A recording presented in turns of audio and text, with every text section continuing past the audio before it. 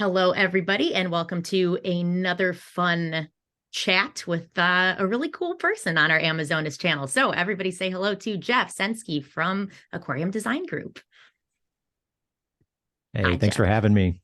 Yeah, for sure. So we, of course, follow your Instagram page, and it's pretty great. So how did you get into this? I mean, you've obviously got a lot of experience in this, but what really sucked you into the aquarium hobby in the first Yeah, place? so I mean, I was born into it pretty much. My dad owned a tropical fish store when I was born. So my earliest memories are, I used to try to grab the feeder fish with my bare hands. I would get in trouble for that. It was like a thing every time I went in the store. I may be like 4 years old is some of my earliest memories of that. But and then we just had a lot of aquariums in the house, and as I just thought that was the most normal thing. I thought everybody thought that was part of like human existence on the planet. You have a house, you sleep in a bed, and you have like 10 aquariums. I just thought that was normal. So I just grew up around it, and so just by just total proxy and nature nurture stuff, whatever, I just learned the names of fish and all that sort of stuff. My brother Mike was also just extremely into it. As a little kid, I probably wasn't as sort of into it. I didn't care about having an aquarium initially in my bedroom and stuff. Whereas Mike was already, breeding guppies and all kinds of stuff when he's maybe, 9, 10 years old, this kind of thing. So it was just always around. My dad became a veterinarian, and so we just had a lot of affiliations with the pet industry. And then him being a very serious aquarium hobbyist, et cetera, he just knew everybody at every tropical fish store in town, that sort of thing. So all of my brother and my first jobs were, through friends of his that owned shops. And so it's just a real natural progression. Mike kind of continued on in working in a lot more aspects of the industry, as worked for manufacturers, a sales rep, and did that whole thing. In the very early 90s, my dad kind of randomly bought another friend of his was selling a pet shop. It's just your typical kind of stinky, rundown pet shop. It's kind of gross, like most of them are, and in the U.S. anyway. And and it was just in a strip center next to a grocery store, the whole thing. And so there's gerbils and parakeets and a lizard or something in there. And there's some aquariums and some crusty old aquarium products, and, pretty much normal for a pet store in the United States before Petco and PetSmart, et cetera. So because his friend was selling shop, really cheap, because it's not anything any normal person would want to buy. My dad bought it and basically handed my brother and myself the keys. That time I'm like 20, Mike's maybe like 25, 26. And I remember we just walked in there one day. It all happened kind of fast. It was kind of surreal. And we basically just, while the store was open and doing business, we gutted it basically. And so, we would just work all day, all night. We'd go home and sleep, come back, that whole thing. And in the course of about a year, converted it into a very nice tropical fish store. We did sell some captive bred reptiles too, and people still here in Houston talk about that store to this day. It was I feel like it was a little ahead of its time back then for just what we were trying to do with it. More, even back then, more emphasis like on displays and kind of inspirational kind of environment sort of thing. And so it's from there, we were young and overly hobbyist minded, and we would just spend all the profits on rare and weird fish. Too much hobby, not enough business, and eventually it was challenging to continue on with. And so we got out of it. I think it's like a pizza takeout place or something now. I don't know. But So Mike, I actually moved to California for a while. Mike went to work for a company here in Houston doing custom installation and service. And that kind of introduced us into that side of the business, of the industry. Um, my luck in California ran out. Mike offered me a position back here at the company he was working for, came back, started doing that. And that was really kind of the segue into what would become Aquarium Design Group. You know, we were working for a guy and just seeing the possibility, but not, this company was taking more of kind of a cookie cutter approach. It was a lot of freshwater, but predominantly like African cichlids and, the white holy rock and plastic plants and blasting sand gravel. And everybody kind of got the same setup.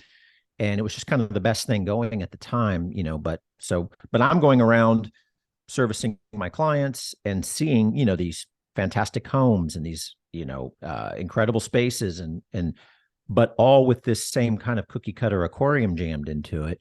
And, I had developed kind of an eye or an affection for just design and architecture, art, photography, all this kind of stuff. And, I've told a story before. It's kind of long-winded. I won't go into it now, but basically I had a girlfriend at the time that had kind of turned me on to a lot of that kind of stuff.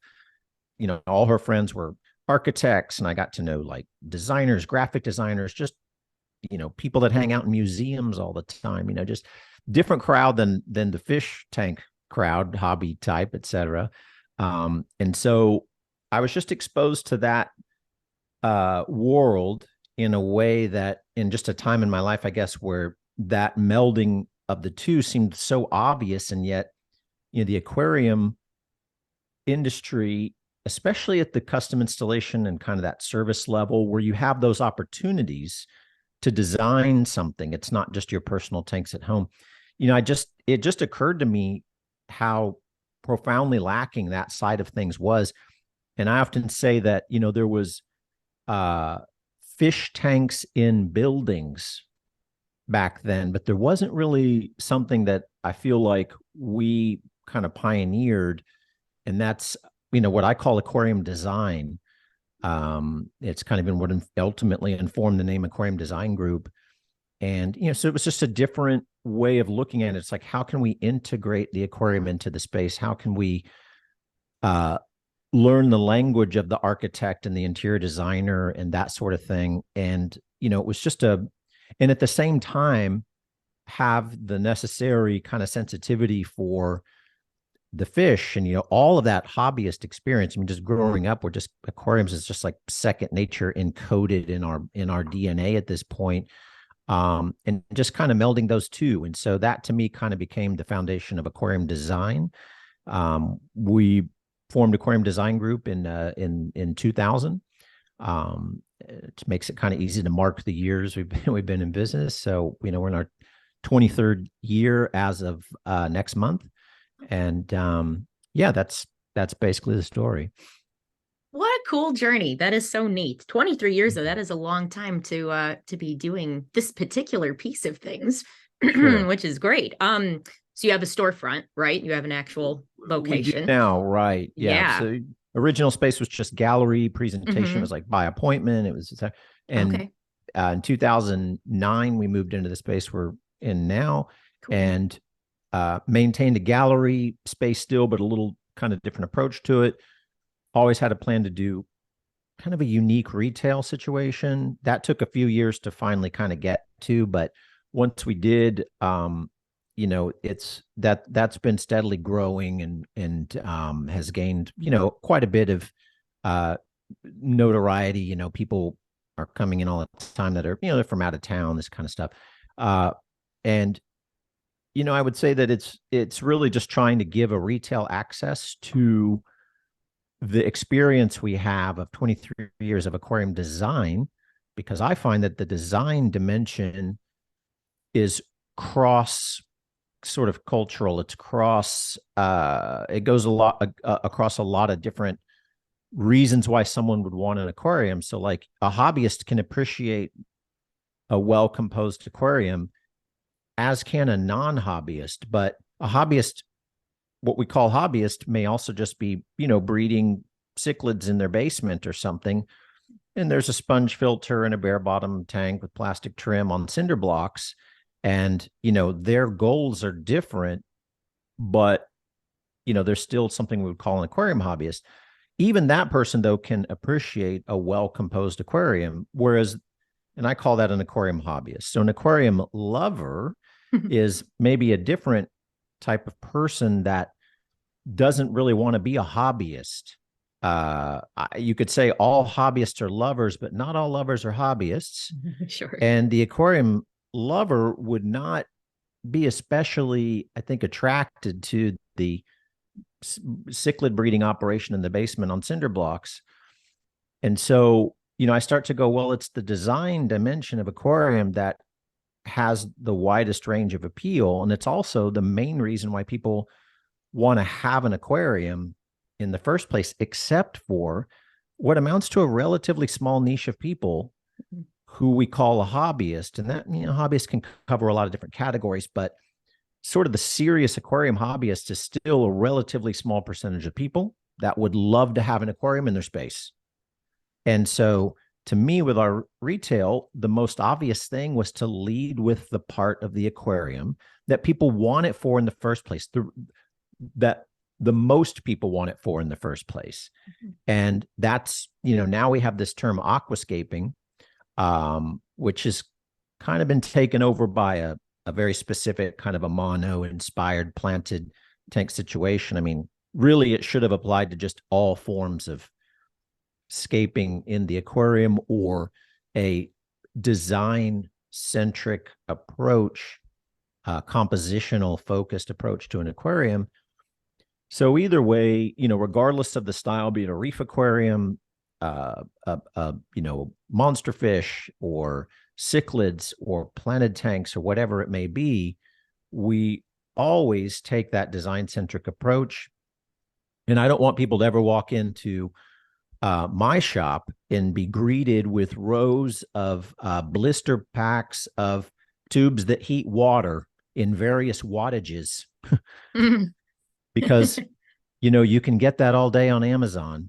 Yeah. And I'll never be able to compete with them for the price and the efficiency and everything else. So why would I waste my time as an aquarium retailer, if we just want to call it that, trying to beat Amazon or a bulk reef supplier, somebody who's mastered that game of getting you the stuff? Yep. The good news being, as an aquarium retailer in a brick and mortar situation, is that Amazon cannot deliver on the promise of the nostalgic underwater scene. They can't do the part that you actually want it for. They can sell you dechlorinator and heaters and tubes and all sorts of things. They can sell you lights. I have plenty of lights in my house. I don't need any more lights. I don't want another light. I may need one for my tank, but I don't get an aquarium to have a light, much less a tube that heats water. So I say, please let them do that. And aquarium retailer, embrace the part that online cannot do. You're going to have a store. If you have decided to have a store, you should be leading with the thing, one of the very few things left on the planet that Amazon or the internet can't do better than you. And that is actual fish in water. And if you can bring that compositional element to it, wow, you're untouchable, And so anyway, I don't mean to go off on a thing, but I think it's just helpful to kind of set the stage for the whole approach that we take to stuff. So it's not a tropical fish store in that traditional sense. Sure. No, that definitely helps for context. So as I can see from the tank behind you too, and this is seemingly classic of a lot of the things you do, there are really cool elements of the hardscape that come out of the surface. And I love that kind of breaking the boundary. So it's not just contained within the box, like it extends past it. And just conceptually, I really like it. And of course, aesthetically, it's very beautiful. But what kind of, I don't know, set you on that path? Because I know a lot of the ones that I see of yours from Aquarium Design Group in the location definitely have those elements. So what kind of inspires that? One would be, Mr. Amano did it first. And so the idea of that, I 100% got from him. I mean, just seeing even the tip of a branch sticking out of the aquarium, I was like, okay, that's a thing. And then, but secondly, but yet totally connected, is a rimless aquarium. Yeah. And so when you have a piece of trim going across the top, it just it never looks right, because I've tried it. Something comes out of the top and that line breaks it, and it's just not really a thing. And so, between Amano's untouchable inspiration and contribution and outright revolutionary approach to keeping aquariums, no Amano, no ADG, I can assure you. And the idea of a rimless tank, which was also his thing, once you do it, especially again, if you're trying to take kind of a design centric, or the design or the way that the aquarium exists in a space is a huge part of like everything you're doing. So, if you can add that visual interest, absolutely. I mean, it's just it's a real obvious sort of conclusion to design and a rimless tank. So, I take almost no credit for it at all, because I'm not sure I would have thought it. If there was no rimless tank, I definitely wouldn't have thought of it. And then the combination of rimless tank and Amano is, you're going to have wood coming out of the top sooner or later. Yeah, it really does look gorgeous. I'm sure, though, that does kind of lead to some challenges when it comes to livestock anyway, with just having an open top tank. So I don't know, to you, what are some of the major limitations of this style of design? Yeah, for sure. I mean, you definitely, there's an evaporation element for sure. Yeah. Most people can manage that in some kind of way that's not too crazy. And yeah, there's a whole bunch of fish that I would love to keep that I don't, because they're going to jump out. They're likely to jump out. No killifish in there. Right.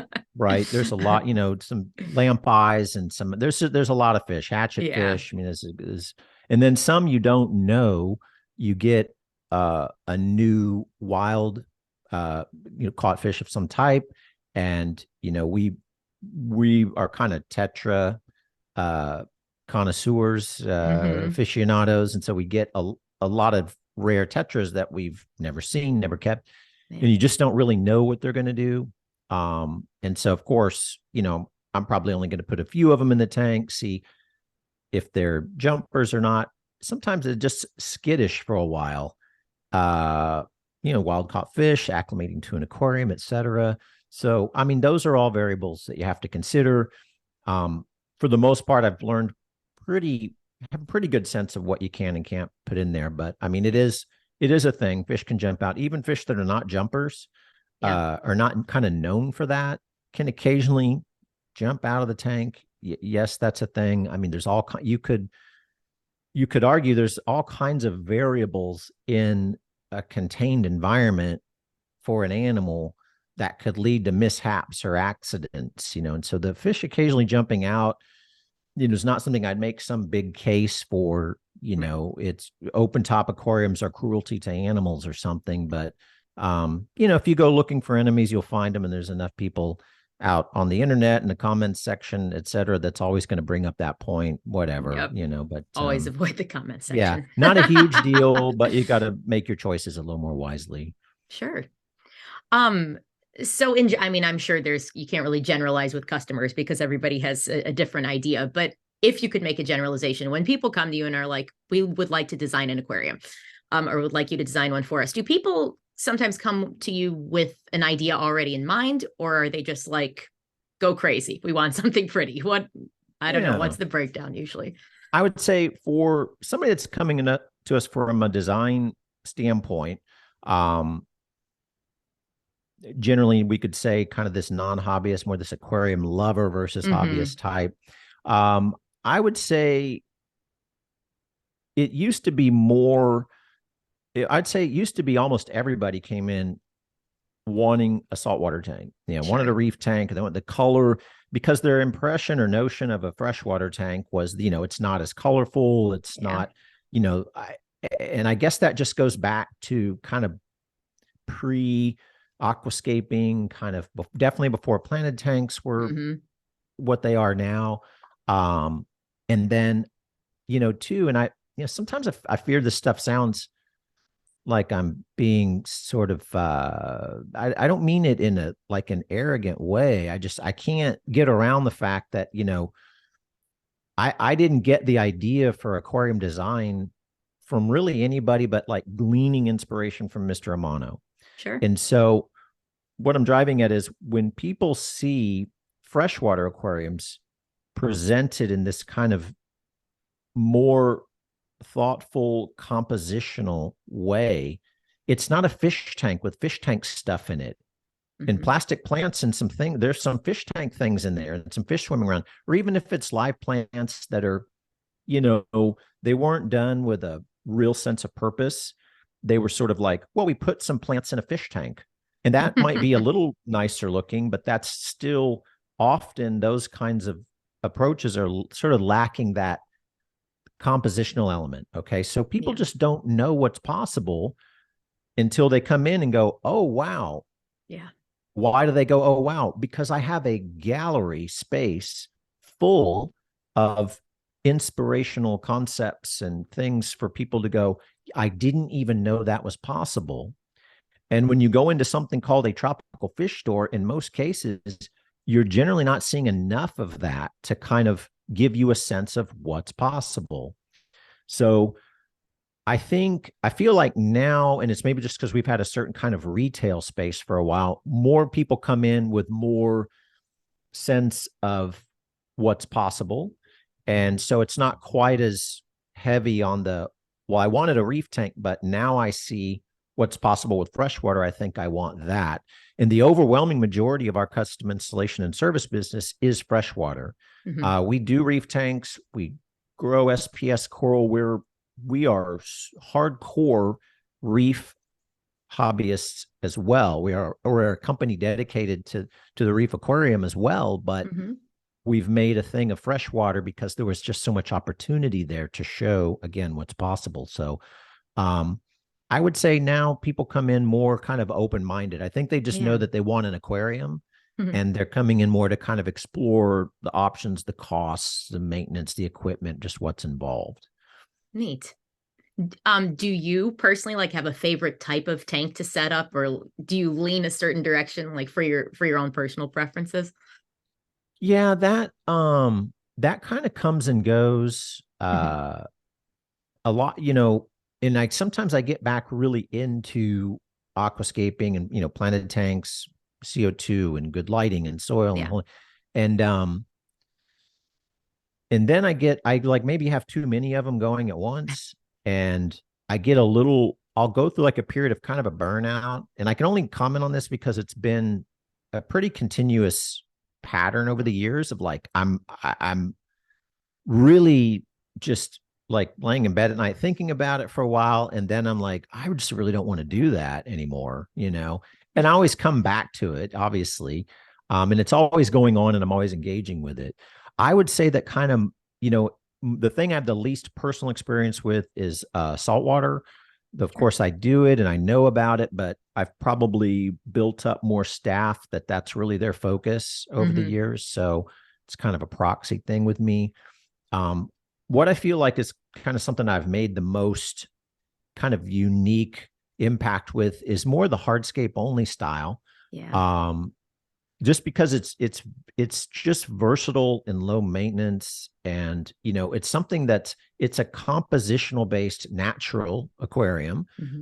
There's not plastic things in there, or a lot of tropical fish don't come from underwater gardens. They come from environments of basically wood and rock and sand or gravel, or something like substrate wood and stone is kind of the cornerstone of a lot of tropical fish environments.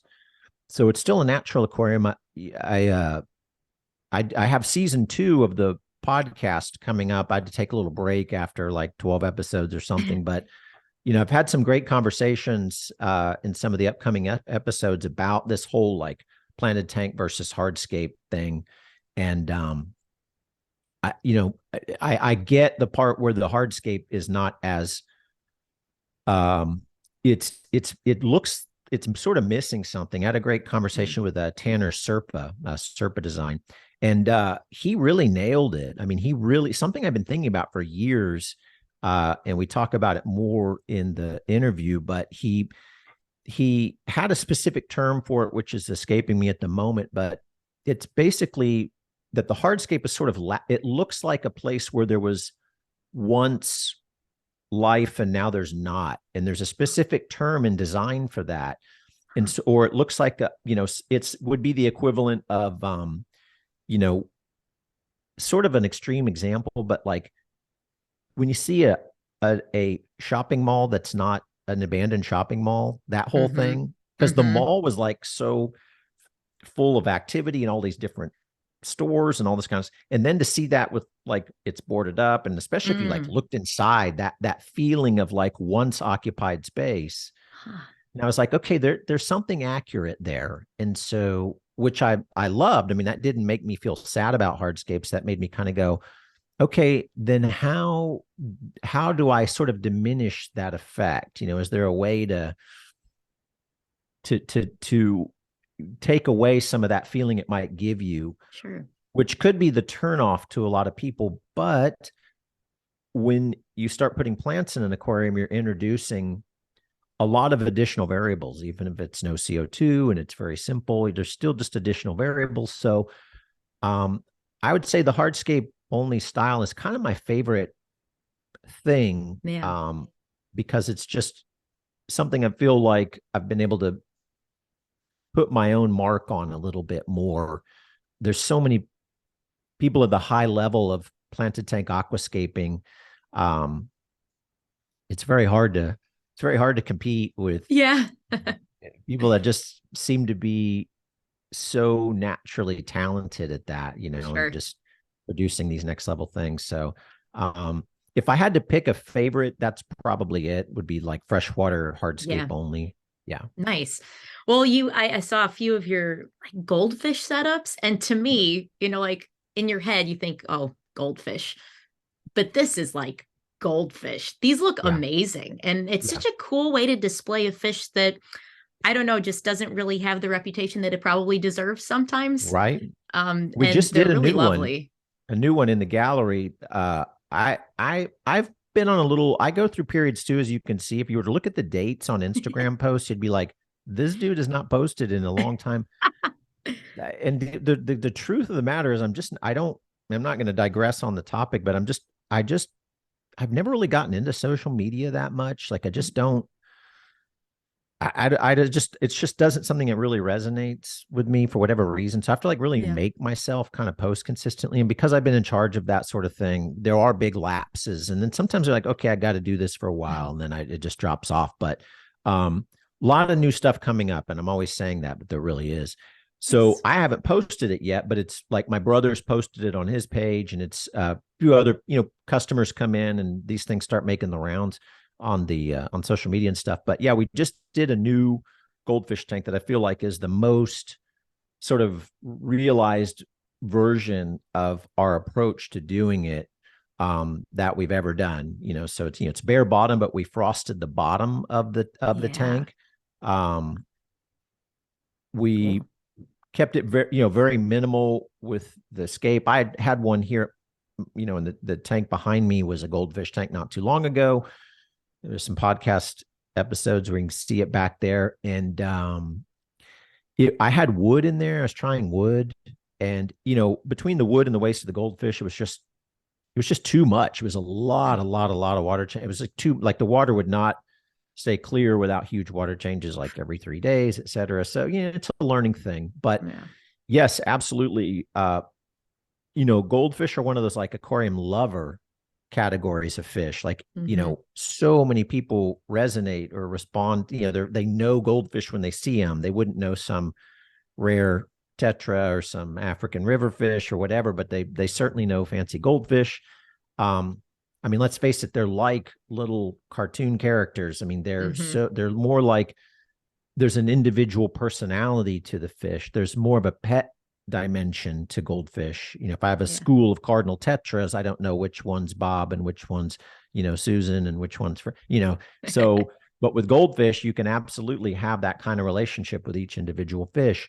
And yeah, they've just, long ago, it just went off the rails. The whole goldfish thing just became, really hard to get quality fish, what appears to be really terrible breeding practices, the fact that they are kind of, we could say, messy. I mean, it's cold water fish, different metabolism, et cetera. They're not hard. They're specific, like most aquarium styles. It's not hard to keep goldfish, but there are specific things that you need to do.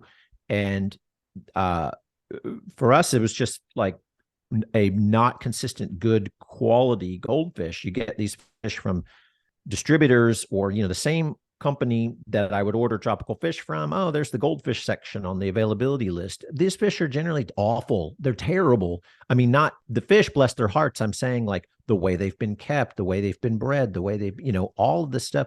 So you get these fish and then they're just notorious for having problems, diseases, etc. And so what you end up with is a case where really quality goldfish they've become a very specialized specialty fish. These are on par. They're more on par, ironically, with like discus. I mean, in terms of the breeding, the husbandry, the price. A lot of times you're buying discus as more kind of a individual fish, or there's more of the quality dimension of it is just more on your mind than just buying a school of tetras for your tank or whatever, where as long as they look pretty healthy, you're not analyzing them in the same kind of way. But so now we had given up on goldfish for a long time, didn't have a great source, and we now have a importer in Austin, which is a couple hours drive, and Choo Choo Goldfish, and he's just expanding and just really just very successful, so far anyway, with providing a really, really super premium quality fish. And so that I can drive up there and hand select fish and then just drive them straight back, get them into the aquarium, is a game changer. So I think it's a fish too, doesn't like to ship in a box by UPS that much, though of course that's the cornerstone of his business and it works. But if you can go and get the fish and bring it straight back to the aquarium, there's just like massive advantages. But going to your local fish store and doing that, very tricky, because the fish you're getting from the local fish store in terms of goldfish is not always, but often already having issues or all the stuff I just mentioned. So I love goldfish as much as I love, planted tanks and cichlids and SPS coral and, kind of all of it, it's part of the social media problem for us too, is that we don't really fit in a niche all the time. Right. The saltwater guys, the guys that do this, that whatever, you're doing it all. You're trying to do it all at a high level and with a lot of passion. So, goldfish just fall right into that whole kind of philosophy for me. Right. Yeah. I mean, they really do. When you see some of the videos of these tanks, they really just look like living artwork. So it's a beautiful way to do things. But I don't want to forget to mention that you have a new podcast. Right. Yep. Everything Aquarium Podcast, right? Yeah. The Aquarium Everything. Yeah. Okay. Yeah. Which again, I was trying to kind of encompass that idea of being able to access all the different styles in terms of guests I have on and that sort of thing. Funny thing that, a lot of the, I've reached out to a number of like reef people, saltwater, and either kind of get ghosted or they don't want to come on. I don't really know what I think, because they think of ADG. We still have kind of like this freshwater image, that's what we've kind of been more focused on. And so I don't know if they're just like, it's not, why would it bother? I don't know. It's just been an interesting trend of like trying to get some saltwater. It'll happen, but just trying to get more of the marine content on there has been a little tricky. Yeah. And so because you have a passionate following with planted tank aquascaping, and because we've done that for a long time, I just have a lot of friends, colleagues, people, just people that I know from that side. And then they're always very passionate and wanting to do things like a podcast or whatever. So it has, though I call it Aquarium Everything, it's been a little heavy on the freshwater aquascaping planet tank side of things, but there's just a lot of action there, I guess. And there's a lot of like people seem interested in hearing about, YouTubers, content creators, etc. So, but yeah, I've got already, I think 5 episodes already recorded. Cool. I kind of like to do them in these batches and put them. So I have had a break since the last one, but haven't given up on it. It's just, it's a lot of work doing a podcast. And so it sure is. It's more than you would think. And so I just needed a little kind of break in the action. And, Sure. I kind of look at it like these days we're used to like Netflix and HBO type series where you watch a season and it's like 2 years before the next season comes out. Oh, I know. So, Game of Thrones or whatever it is these days, that's like, it's like a long, so I'm going, okay, it's okay to take a break and just call it season 2 and then have another real consistent run. So, that's what's kind of going on with that. Nice. Well, that sounds exciting. Are you guys going to get in on some of this macro algae scaping madness as of late? Yeah. So, I mean, we tried it as far as like, we tried carrying it in retail, and I think you've got to have really great displays like anything. It's just true of anything. Yeah. And so it's one thing. I haven't done a real focused situation with it yet. Yeah. And I don't know, I don't have a good reason why. We've gotten close, just haven't really made like a commitment to it. Sometimes too, I'm trying to think of that stuff like a little differently, because a lot of what I've seen, which is awesome, but it's trying to make it like a freshwater planted tank scape, right, but with macroalgae. I'm sort of like, well, I mean, okay, there's nothing wrong with that at all, but I'm kind of going, but it's a marine aquarium with algae, and you don't really have a reference in nature for all these different macroalgae growing together in some kind of pleasing scene. They're kind of, they tend to be sort of scattered around. They're throughout the reef. They're growing in different kinds of environments and little different pockets and things. So, what is the reference point for it? It's kind of our own made up design, which I'm all for. Maybe I feel like I haven't figured out like a really unique way to present it, and trying to use it in a way that just is mimicking freshwater aquatic plants doesn't especially interest me. I'm sort of like, well, why would you? I mean, if I wanted that look, why am I trying to get that look with something else? Yeah. That then really can't have like schools of fish in it, or, a lot of them, there's a goby and a clownfish and some shrimp that you don't see that often in there. And so but it's still in the early days. And definitely there has been some aquariums done with macroalgae that break that mold. I'm not saying that doesn't exist, but I don't really have a unique spin on it just yet. It's probably why we haven't really deep dived into it yet.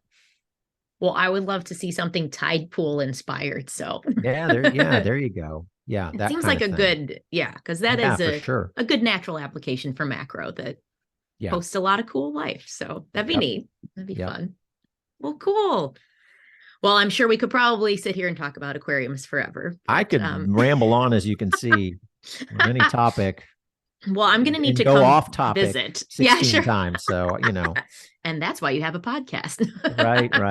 Well, then it's good for me is I have to sort of sit there quietly and let the guest talk and think of the questions and stuff. So that's fun. Yeah, no, I appreciate the opportunity to get to just, ramble a little bit myself once in a while. So no, this was great. Really, really cool. And I'll have to come visit next time I'm in Texas. I want to see this place in person.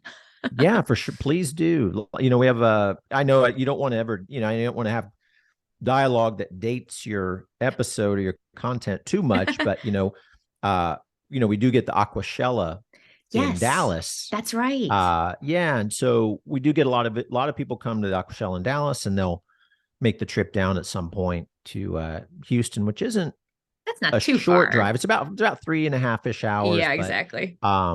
lot of people, as long as they're in Texas, they kind of make the rounds, and that's fun. So Yeah, we have a mock shell coming up here in May. that's And, right. anticipating some additional visitors from that. So it should be cool. Cool. Well, we've been kind of tossing around the idea of going, so maybe we'll have to come. Yeah, you should. Totally That'd be should. great. It should be a Absolutely. cool show. So yeah, Yeah. and they could come And I would by. want to, I wanted to state too, let me just make clear my, just respect for Amazonas Oh, and Coral Magazine. But thanks. Amazonas is always been a very unique take on the idea of an aquarium Yeah. tropical fish publication. The covers, from the get-go took a very, like, there was a design philosophy to it that was just great for the branding. It makes an impression. And so, the newest issue of Amazonas magazine is a staple Mhm. over in our seating area. This is a Yay. staple reading material from day one, and publication that we have an immense amount of respect for. Oh, well, thanks so much. I really appreciate that.